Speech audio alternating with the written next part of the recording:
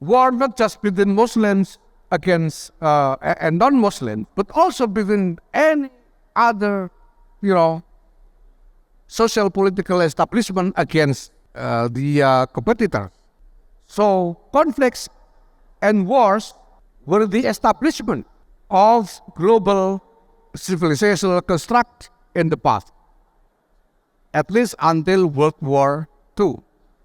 But now we come to a reality where this kind of war is simply unaffordable anymore for human civilization because of the the growing globalization and also the growing development of military technology, which produces more and more, greater and greater destructive weapons.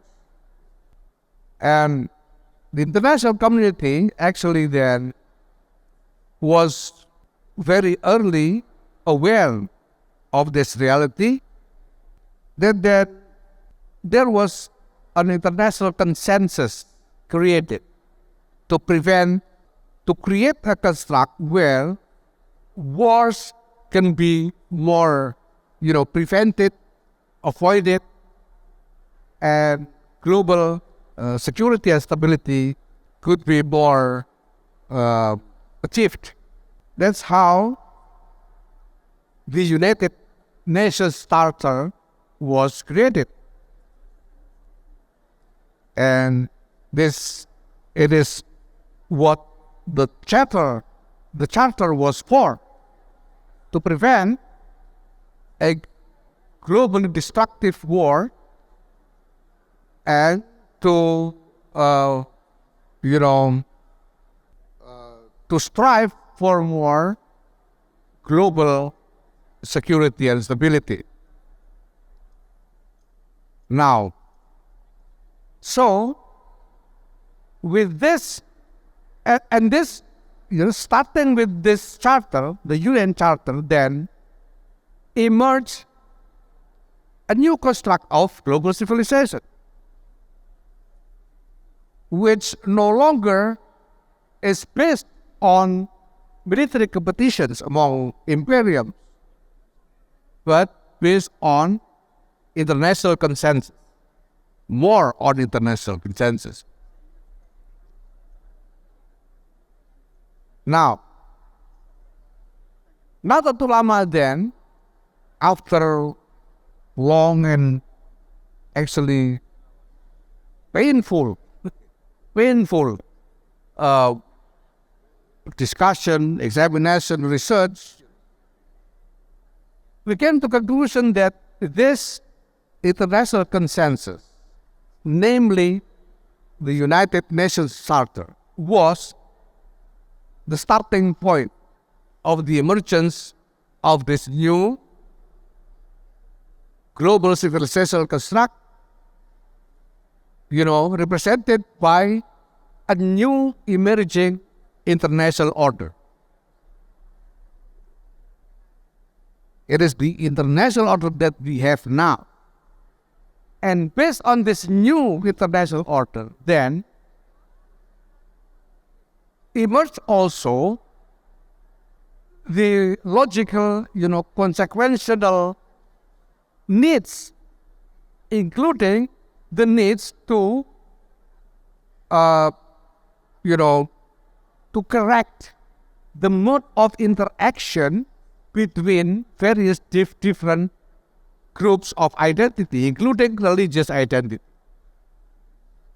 You see, in the past, before this international consensus, conflicts between Islam and non-Islam was normal. For more than 13 centuries, actually, Islam, represented by, social political entities that claims the label of Islam, were engaging in eternal conflicts in wars against social political entities of others. Started from the very beginning, for the earliest era of the birth of Islam itself. In the first, it was for survival. And then, after that, it was about competition between different, imperial entities. So now, since we already concluded that we cannot afford anymore this kind of conflicts, because it's just rationally and logically such conflicts will bring the world into total collapse of international civilization. Because if we allow the continuation of conflicts between different groups of identities, then the whole human civilization will simply collapse. And it's just, undeniable logic. That's why then we began to talk about tolerance, the need for tolerance between Muslim and non-Muslim. Since when? Since this international consensus. Before that, why should we be tolerant to others? No, if one conflict is go to war. It was normal in the past.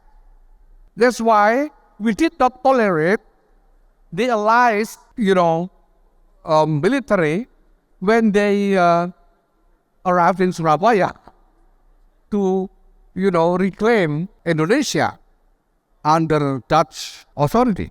We did not tolerate them. Nahdlatul Ulama actually then issued a fatwa of jihad back then. And the rationale for the call for jihad that time was a jihad against the infidels. It was that, it was exactly that. We went to war against the infidels, which were the allies military. That's what we did in the past. But now after that, after this new international consensus, then we came to awareness that we cannot continue this. We cannot even continue conflict against the Dutch on the basis of what they did to Indonesia in the past. That they occupy Indonesia in the past. We simply have to make peace with them. We make peace with Japan. Now we also make peace with different groups of identities internally, domestically in Indonesia, because we now know that we need them. Because if we do not have the harmonious interrelation between different groups of identities, then Indonesia would not survive. That's why Nahdlatul Ulama now is trying so hard to have a harmonious relationship with Muhammadiyah, for example. We did not need that in the past. Right? This is the reality. But now, since we have the need, the crucial need to preserve the integrity of our nation, then we need to strive for harmonious relationships. Now that is why, and this is due to coming from the emerging new construct or new context of reality. But then the problem is that we still lacking the authoritative discourse, Islamic discourse, to support this. Up until now, what we have is the primary reference for our religious views and the religious views of Muslim community is still discourse of the medieval era. And this comes also to the educational materials that we teach to our children up until today, because we still have not alternative for that. Up until today, for example, we still teach in our madrasas, elementary madrasas, for example, in the subject of history, we teach them with the summary of Nurul Yakin, Khulasah Nurul Yakin. That is the most, popular, reference book for teaching of Islamic history and our elementary madrasas. And when we look into that summary, we see I would say it's a war accounting.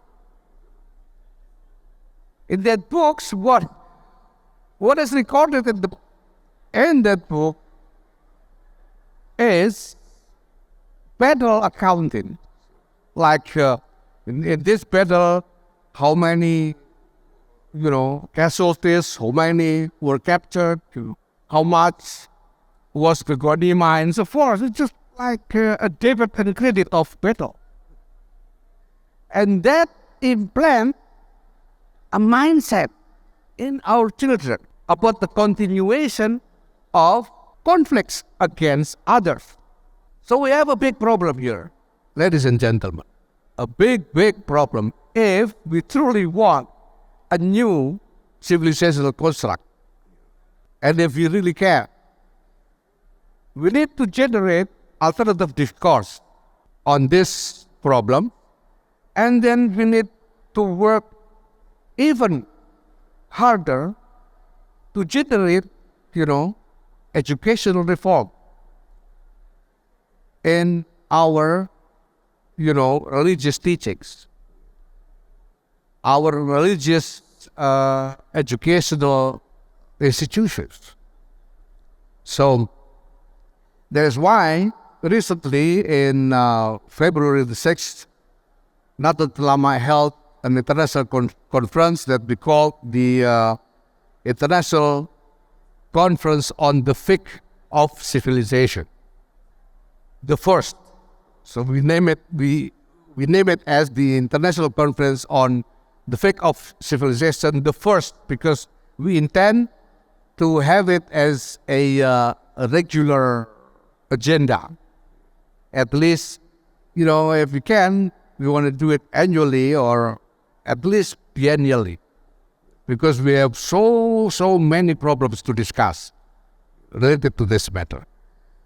So, ladies and gentlemen, it is a great hope from our side, from Nahdlatul side, that this conference, the IEC's conference, would produce, something really decisive related to this, because things are getting worse and worse, and we have to race against time. And our children and grandchildren really need this. Without this, it is just a true concern, actual concerns that we potentially would fail in reserving this world for them as a better, a better world, better civilization that we and our predecessors have. So thank you for this opportunity. Nahdlatul already we are compiling quite huge materials of discourse related to this matter, and I can say that in near future we are working on this, and in near future we will be ready to share these materials with various academic, various circles of academic community, domestically and internationally, inshallah. So again, thank you. Wallahu muwaffiq ila aqwamit thariq. Assalamualaikum warahmatullahi wabarakatuh.